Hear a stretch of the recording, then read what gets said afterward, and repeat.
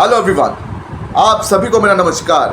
मेरा नाम है शुभ्रजीत चक्रवर्ती और आज इस वीडियो में मैं रेड 2 इस फिल्म का रिव्यू करने वाला हूँ। तो इस फिल्म में लीड रोल प्ले कर रहे हैं अजय देवगन, रितेश देशमुख, सुप्रिया पाठक कपूर, वानी कपूर जो कि इलियाना डी क्रूज की जगह आए हैं। और भी कई अभिनेता अभिनेत्रियाँ इस फिल्म में मौजूद हैं, जैसे कि सौरभ शुक्ला है, उनका भी एक कैमियो है।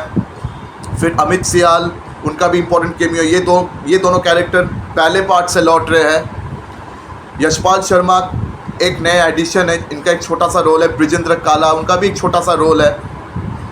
और हैं गोविंद अमदेव और भी कई ऐसे अभिनेता अभिनेत्रियाँ इस फिल्म में मौजूद है। तो देखिए, ये फिल्म 2 दिन पहले यानी थर्सडे को रिलीज़ की गई, क्योंकि थर्सडे उस दिन इंटरनेशनल लेबर्स डे मनाया गया था और महाराष्ट्र का जातीय दिवस भी मनाया गया। तो इसलिए इस फिल्म को थर्सडे रिलीज़ की गई और एक एक्सटेंडेड वीकेंड मिल गया।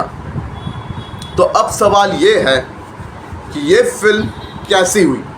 क्या पहले पार्ट से ये फिल्म बेहतर बना? क्या ये फिल्म देखने लायक हुआ? तो देखिए, मेरा जवाब ऐसा है कि अगर पहले पार्ट के साथ इस फिल्म का अगर आप कंपैरिजन करोगे तो आपको ये बिल्कुल अच्छा नहीं लगेगा, क्योंकि पहला पार्ट जो है इस फिल्म का वो बेहतरीन था। क्योंकि उस वक्त वो टेम्पलेट, वो स्टाइल, वो फॉर्मूला वो नया था। लेकिन अगर वही टेम्पलेट, वही फॉर्मूला, उसी स्टाइल को अगर सेकेंड पार्ट में रिपीट कर दिया जाए तो क्या आपको वो चीज़ नहीं लगेगी? वो बिल्कुल भी आपको नया नहीं लगेगा। तो वो चीज़ एक क्या बताऊँ, एक थोड़ा रिपीटेटिव एक लगता है इस पार्ट में वो चीज़ बहुत ही रिपीटेटिव लगता है। वो फॉर्मूला, वो टेम्पलेट, क्योंकि वो फॉर्मूला टेम्पलेट बिल्कुल सेम है। कुछ चीज़ें पहला पार्ट से एकदम डायरेक्ट रिपीट कर दिया गया है, आपको देखकर ही पता लगेगा। लेकिन इस फिल्म का जो मेन हाईलाइट है, जिसके वजह से आप इस फिल्म को देख सकते हो, वो है रितेश देशमुख का कैरेक्टर, दादा मनोहर भाई, जो इस फिल्म के अब मेन विलेन है, जिसके घर 75वां छापा मारने जा रहे हैं अजय देवगन। अजय देवगन के करियर में वो 75वां छापा होगा। तो उनके घर अब छापा मारने के चक्कर में क्या क्या होता है, इन दोनों का क्लैश अब कैसे जमता है, अब यह अजय देवगन क्या क्या करेंगे, उनको क्या क्या चैलेंजेस फेस करना पड़ेगा। तो इसी मामले को लेकर ये पूरी फिल्म बनी है। तो पहले ही कह चुका हूँ कि ये पहले पार्ट का जो फॉर्मूला टेम्पलेट है उसको ये फिल्म रिपीट करता है, जिसकी वजह से ये फिल्म आपको जगह जगह में रिपीटेटिव नज़र आएगा। लेकिन इस फिल्म का जो सबसे बड़ा पॉजिटिव पॉइंट है वो है रितेश देशमुख का कैरेक्टर, उसका परफॉर्मेंस, और इस फिल्म के बढ़िया डायलॉग बाजी है। चाहे अजय देवगन की ज़ुबानी हो, रितेश देशमुख की ज़ुबानी हो, सौरभ शुक्ला उनका जो छोटा सा कैमियो, उनकी ज़ुबानी भी हम बहुत बड़े बड़े डायलॉग्स हमको सुनने को मिलता है। और भी कई कैरेक्टर्स ने बढ़िया डायलॉग्स दिए हुए हैं और एक एंटरटेनमेंट वैल्यू भी है इस फिल्म में, जो आपको बहुत अच्छा लगेगा। और रितेश देशमुख की माँ का रोल यहाँ प्ले किया है सुप्रिया पाठक कपूर ने। तो यहाँ एक माँ बेटे के बीच भी आपको कुछ अच्छे सीन्स देखने को मिलेंगे, या माँ बेटे के बीच एक केमिस्ट्री आपको देखने को मिलेगा। वो भी इस फिल्म का एक पॉजिटिव पॉइंट है। लेकिन इस फिल्म का एक नेगेटिव पॉइंट तो आपको बता ही चुका हूँ, ये रिपीटेटिव चीज़ है। और दूसरा आता हो बाद में। तो देखिए, रितेश देशमुख का जो कैरेक्टर है वो पहली हाफ में बहुत बेहतरीन तरीके से उसको बिल्डअप दिया गया है।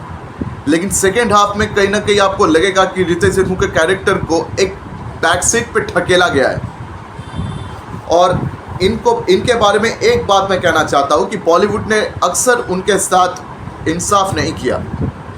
रितेश देशमुख एक बेहतरीन कलाकार है, बेहतरीन अभिनेता है, और सिर्फ बॉलीवुड में नहीं, मराठी फिल्म इंडस्ट्री में भी रितेश देशमुख ने बेहतरीन परफॉर्मेंसेस दिया है। रितेश देशमुख मराठी फिल्म इंडस्ट्री के सुपरस्टार है और वहाँ वो बेहतरीन काम कर रहे हैं। लेकिन उतने बेहतरीन काम उनको बॉलीवुड में करने का मौका मिला नहीं है, क्योंकि बॉलीवुड में खासकर उन्होंने हीरो वाले रोल कुछ ज़्यादा किए नहीं है। बहुत ही कम फिल्म ऐसे है रितेश देशमुख के जब उन्होंने हीरो का रोल प्ले किया बॉलीवुड में, वरना ज़्यादा से ज़्यादा उन्होंने सपोर्टिंग रोल्स प्ले किए। तो कहीं ना कहीं लगता है कि बॉलीवुड ने उनके साथ थोड़ा सा नाइंसाफ़ी किया ज़रूर है। बॉलीवुड उनके एक्टिंग चॉप्स को और भी बेहतरीन तरीके से इस्तेमाल कर सकते हैं। और करना भी चाहिए। और रितेश देशमुख ने जब भी विलेन का रोल प्ले किया, जब भी उन्होंने विलेन का पार्ट अदा किया है, उन्होंने हीरो से पूरा लाइमलाइट छीना है। चाहे आप एक विलेन की बात करें, आप मर्जावा की बात कर ले या इस रेड 2 की बात कर ले, एक विलन और मर्जावा दोनों में सिद्धार्थ मल्होत्रा हीरो थे और दोनों पार्ट में सिद्धार्थ मल्होत्रा से पूरा जो तारीफ है रितेश देशमुख ने अकेले छीना है। एक विलेन फिर भी एक देखने लायक फिल्म था, वहाँ पे सिद्धार्थ मल्होत्रा का परफॉर्मेंस अच्छा था, लेकिन रितेश देशमुख के आगे उनका अच्छा परफॉर्मेंस फीका पड़ गया। मर्जावा तो एक घटिया फिल्म थी, बहुत ही घटिया फिल्म थी, लेकिन उस फिल्म का एकमात्र पॉजिटिव पॉइंट ये रितेश देशमुख खुद थे। और रेड 2 में भी अजय देवगन जैसे सुपरस्टार इस फिल्म में मौजूद है, लेकिन उनसे भी पूरा लाइमलाइट और जो भी मतलब तारीफ़ है सब रितेश देशमुख ने अकेले छीन लिया, ये आप कह सकते हो। और पहली पार्ट में जिस तरह से रितेश देशमुख के कैरेक्टर को बिल्डअप दिया जा रहा है, बिल्डअप दिया गया है, वो बहुत बेहतरीन था। मतलब बहुत बेहतरीन तरीके से उनको बिल्डअप दिया गया है और वहाँ पे आपको लगेगा कि अजय देवगन का जो कैरेक्टर है उनको बैक सीट पे ढकेला गया। लेकिन सेकेंड हाफ में जब अमय पटनायक ने अजय देवगन के कैरेक्टर को अब और भी जोरों का चैलेंजेस फेस करना होगा, तब चीज़ें गड़बड़ा जाता है। मतलब यहाँ हमारी उम्मीद तो ऐसी रहती है कि अब अमय पटनायक के लिए चीज़ें मुश्किल होती जाएगी, क्योंकि फर्स्ट हाफ में अजय देवगन यानी अमय पटनायक को एक बहुत बड़ा सेटबैक मिल जाता है उनको अपना करियर में। ऐसा सेटबैक मिलता है कि अब हम उम्मीद करते हैं कि सेकेंड हाफ में कुछ बढ़िया होने को है, अब इनके बीच क्लैश और भी बढ़िया तरीके से जमेगी। वहाँ पे आप थोड़ा सा निराश हो जाओगे, क्योंकि वहाँ पे रितेश देशमुख का जो कैरेक्टर है उसको बैक सीट पर ढकेला जाता है और वहाँ अमय पटनायक ने अजय देवगन एक के बाद एक गुत्थी को कभी कभी आसानी से सुलझा देते हैं। तो मैं चाहता था कि जब वो गुत्थी सुलझा रहे होते हैं तो वो थोड़ी मुश्किल से सुलझे, वो थोड़ी मुश्किल हो, मतलब उनके लिए थोड़ा कंपटीशन सेकेंड हाफ में भी आए, ऐसा मैं चाह रहा था। लेकिन ऐसा अनफॉर्चुनेटली हुआ नहीं। पर फिर भी आपको ये फिल्म मतलब एक बार अगर आप देखेंगे तो आपको ये फिल्म उतना बुरा लगेगा नहीं, मतलब आपको ये फिल्म थोड़ा बहुत अच्छा लगेगा। लेकिन अगर आप ज़्यादा एक्सपेक्टेशन लेके जाओगे तो थोड़ा निराश होकर आपको वापस जाना पड़ेगा, इस बात पे कोई शक नहीं है। और एक और बात, ये बॉलीवुड के जो फिल्में होते हैं यानी उस फिल्मों में ना बीच बीच में गाने घुसा घुसा के कभी कभी स्टोरी को हिंडर किया जाता है। लेकिन अच्छी बात तो यह है कि फर्स्ट हाफ में भी जो 2 गाने हैं वो एकदम शुरुआत में थे। अच्छा हुआ कि वो गाने बीच में नहीं आए, अगर बीच में वो गाने आ जाते तो बॉस ये फिल्म और भी ख़राब हो जाता। और सेकेंड हाफ में भी एक आइटम डांस था वो तमन्ना भाटिया का, वो भी सेकेंड हाफ की एकदम शुरुआत में ही आता है। अच्छा हुआ कि वो गाना अचानक बीच में नहीं घुसा दिया। तो मुझे लगा कि वो तीनों गाने जो है ना होते तो बेहतर होता, ना ही होता तो बेहतर होता। और सौरभ शुक्ला के कैरेक्टर को देखकर मुझे जो लग रहा है कि इस रेड 2 का एक और सीक्वल शायद रिलीज़ हो सकता है, रेड 3 हो सकता है, क्योंकि जिस तरह से सौरभ शुक्ला का कैरेक्टर इस फिल्म में आते जाते हैं। और मेरा एक कॉमन थियोरी है कि जब रेड 3 आएगा तब शायद ये रितेश देशमुख का कैरेक्टर और सौरभ शुक्ला यानी ताऊजी का कैरेक्टर दोनों एक साथ अब अजय देवगन को टक्कर दे सकते हैं। अगर रेड 3 बनी तो शायद ऐसा हो सकता है, मे बी। अब चलिए देखते हैं कि ऐसा होता है या नहीं। तो देखिए परफॉर्मेंसेस तो बहुत लोगों के बढ़िया है, रितेश देशमुख का तो सबसे बढ़िया परफॉर्मेंस रहा है। उसके बाद जिनका भी रोल है छोटे मोटे हो सबका परफॉर्मेंस अच्छा रहा है। अमित सियाल का जिस तरह से एंट्री होता है, अमित सियाल का परफॉर्मेंस मुझे बहुत अच्छा लगा।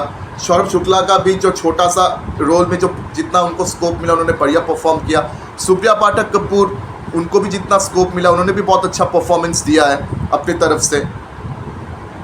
यशपाल शर्मा का भी एक छोटा सा रोल था इस फिल्म में, उनका भी परफॉर्मेंस मुझे अच्छा ही लगा है बहुत। विजेंद्र काला भी मुझे अच्छा लगा। और यहाँ एक और औरत है, एक मतलब जया जिसका नाम है, जो कि अजय देवगन के रेड टीम में है, उनका भी परफॉर्मेंस मुझे बहुत अच्छा लगा। और ट्रेलर में भी उसका झलक आपने देखा था, उनका झलक आपने ट्रेलर में भी देखा हुआ था। लेकिन हाँ, अजय देवगन की परफॉर्मेंस को लेकर बहुत कुछ खास बोलने लायक कुछ है नहीं। अजय देवगन का मतलब ऐसा कैरेक्टर आपने बहुत फिल्मों में देख लिया है, रेड पार्ट 1 में भी आपने अजय देवगन का बिल्कुल वैसा कैरेक्टर आपने देखा हुआ है, तो अजय देवगन की परफॉर्मेंस को लेकर कुछ नई बात कहने लायक है नहीं। मतलब उनके परफॉर्मेंस में कोई फ्रेशनेस आपको नज़र आएगा नहीं, वो भी रिपीटेटिव लगेगा, बिल्कुल इस फिल्म के फॉर्मूला टेम्पलेट की तरह। तो ये सारी बातें मैंने आपके सामने रखा है। अब ये आपका फैसला है कि आप इस फिल्म को हॉल में, थिएटर में देखते जाओगे या नहीं। तो आप लोगों में से जिन्होंने भी इस फिल्म को पहले थिएटर में देख चुके हो, आप मुझे कमेंट सेक्शन में ज़रूर बताइए कि आपको ये फिल्म कैसी लगी। और मेरे रिव्यू के साथ मेरे रिव्यू में अगर कोई पॉइंट अगर आपको गड़बड़ या मिसिंग नज़र आई हो तो वो आप मुझे कमेंट सेक्शन में बेझिझक बताएं। और आप में से जिन्होंने भी इस फिल्म को अभी तक देखा नहीं है, अगर आप इस फिल्म को देखने का सोच रहे हो तो इतना कह सकता हूँ कि इस फिल्म को आप एक बार ज़रूर देख सकते हो for its entertainment value, brilliant dialogues और ब्रिलियंट परफॉर्मेंसेस, पर ज़्यादा उम्मीद ना रखें। तो अब अपनी वीडियो को मैं यही ख़त्म करता हूँ। मेरी वीडियो अगर आपको अच्छी लगी हो तो आप इस वीडियो को लाइक करें, ज़्यादा से ज़्यादा मेरी वीडियो को शेयर करें, और हाँ, मेरे चैनल को सब्सक्राइब करना बिल्कुल भी मत भूलिएगा। तो आज आप सबसे विदा लेता हूँ, मिलते हैं अगले वीडियो में, तब तक के लिए धन्यवाद।